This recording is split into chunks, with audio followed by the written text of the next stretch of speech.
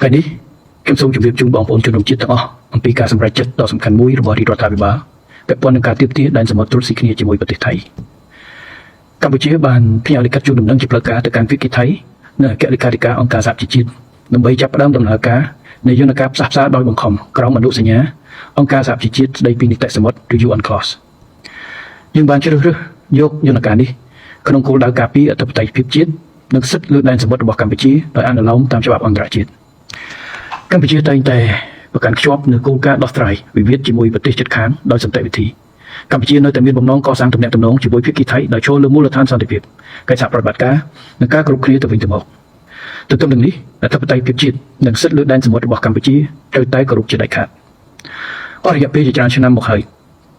កម្ពុជានិងថៃមានក្របខ័ណ្ឌទ្វេភាគីដើម្បីស្វែងរកដំណោះស្រាយដោយសន្តិវិធីលើការទាមទារដែនសមុទ្រត្រួតស៊ីគ្នាក្របខ័ណ្ឌទ្វេភាគីនេះគឺអនុសារណៈនៃការយោគយល់គ្នាឆ្នាំ2001ឬហៅថា MOU 2001អនុសារណៈនៃការយោគយល់គ្នានេះឆ្លុះបញ្ចាំងពីការយល់ឃើញជាមួយគ្នាថាប្រទេសទាំងពីរគួរតែធ្វើការរួមគ្នាដើម្បីដោះស្រាយព្រំដែនសមុទ្រនិងអភិវឌ្ឍធនធាននៅក្នុងតំបន់ទាមទារដែនសមុទ្រត្រួតស៊ីគ្នាដោយសន្តិវិធីនិងសម្រាប់ផលប្រយោជន៍ទៅវិញទៅមកនៅពេលដែលរាជរដ្ឋាភិបាលថៃបានប្រកាសថានឹងដកខ្លួនចេញពីក្របខ័ណ្ឌទ្វេភាគីដ៏យូរអង្វែងនេះកម្ពុជាបានស្នើឲ្យភាគីថៃពិចារណាឡើងវិញប៉ុន្តែជាការគួរឲ្យសោកស្ដាយភាគីថៃនៅតែសម្រេចចិត្តដើរចេញពីក្របខ័ណ្ឌទ្វេភាគីនេះដដែលការនេះមានន័យថា MOU 2001ដែលជាក្របខ័ណ្ឌទ្វេភាគីព្រមព្រៀងគ្នាតែមួយគត់សម្រាប់ដោះស្រាយតំបន់ទាមទារដែនសមុទ្រត្រួតស៊ីគ្នាក្នុងរយៈពេលជាង25ឆ្នាំកន្លងមកមិនអាចបន្តយកមកប្រើប្រាស់ទៀតបានឡើយការនេះបង្ហាញយ៉ាងច្បាស់ថាឱកាសចរចាទ្វេភាគីដើម្បីឈានទៅរកដំណោះស្រាយត្រូវបានប្រើប្រាស់អស់លទ្ធភាពហើ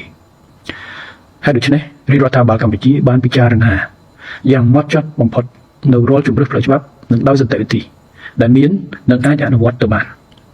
អនុសញ្ញាអង្គការសហជីវជាតិស្ដីពីនីតិសមុទ្រដែលស្គាល់ជាទូទៅថា UNCLOS ជាសន្ធិសញ្ញាអន្តរជាតិដែលកំណត់នូវសិទ្ធិនិងការទទួលខុសត្រូវរបស់រដ្ឋភាគីនានាពាក់ព័ន្ធនឹងដែនសមុទ្រដែលក្នុងនោះទាំងកម្ពុជានិងថៃជារដ្ឋភាគីនៃអនុសញ្ញានេះការផ្សព្វផ្សាយដោយបង្ខំគឺជាយន្តការផ្លូវច្បាប់ដោយសន្តិវិធីនៅក្រោមអនុសញ្ញា UNCLOS យន្តការនេះនឹងអនុញ្ញាតឲ្យប្រទេសទាំងពីរបង្ហាញជំហររបស់ខ្លួននៅចំពោះមុខគណៈកម្មការឯករាជ្យមួយ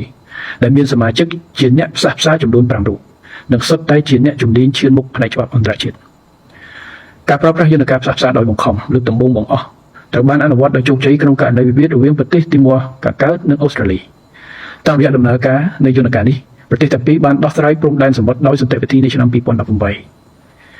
តាមរយៈការប្រើប្រាស់យន្តការផ្សះផ្សាដោយបង្ខំនាពេលនេះជាករណីទី2ក្នុងប្រវត្តិសាស្ត្ររបស់ UNCLOS កម្ពុជាសង្ឃឹមយ៉ាងមុតមមថាដំណើរការនេះនឹងបង្ហាញជាថ្មីម្ដងទៀតនៅតម្លៃពិតប្រាកដនៃច្បាប់អន្តរជាតិនិងការដោះស្រាយជម្លោះដោយសន្តិវិធីការប្រើប្រាស់យន្តការផ្សះផ្សាដោយបង្ខំនេះមិនមែនជាការបង្កើនភាពតានតឹងនោះទេប៉ុន្តែផ្ទុយទៅវិញជាការខិតខំប្រឹងប្រែងដោះស្រាយជម្លោះតាមរយៈការចរចារវាងប្រទេសទាំងពីរក្រោមការសម្របសម្រួលរបស់អ្នកជំនាញផ្សះផ្សាអន្តរជាតិនេះក៏មិនមែនជាសកម្មភាពឯកតោភាគីដែរប៉ុន្តែជាការខិតខំប្រឹងប្រែងដោះស្រាយជម្លោះដោយសន្តិវិធីតាមរយៈច្បាប់អន្តរជាតិនិងដោយសុខឆន្ទៈពិតប្រាកដខ្ញុំសូមបញ្ជាក់ថាការប្រើប្រាស់យន្តការផ្សះផ្សាដោយបង្ខំនៅក្រោមអនុសញ្ញា UNCLOS